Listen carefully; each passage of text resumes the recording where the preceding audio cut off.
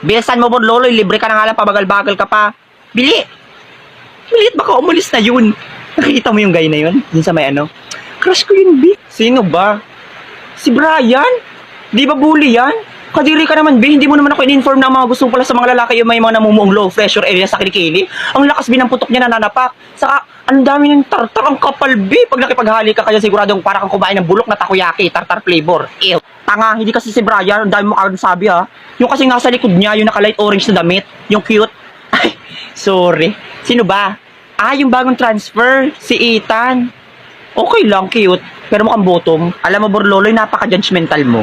Itigil mo yan, B. Baka mamaya nababalitaan ko, ipinatumba ka na pala. Huh.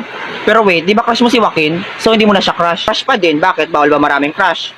Alam mo, tandaan mo to, Borloloy. Roses are red, violets are blue. Pag may pogi sa kanto, mukbangin mo. Baliw. Well. What do we have here? Some poor beggar loser. Well. What in the supplementary and microorganism biodegradable brings you here, dumb bitch? How dare you call me like that? How dare you calling me without cellphone? Ano? Boba? Saka bakit kayo nandito? Siyempre nakain. Tanga ka ba? Lumayas ka nga dito, di ka naman namin pinapakilman. Well, sorry ka. Kasi kumukulo ang dugo ko pag nakakakita ko ng mga hampas lupang kagaya nyo. Nakakaawa. Well, mas nakakaawa ka. Ang baba na nga ng grades mo, peke mga kaibigan mo, hindi ka mahal ng nanay mo, iniwan ka pa ng tatay mo. Oh, shit! Tagos sa bone!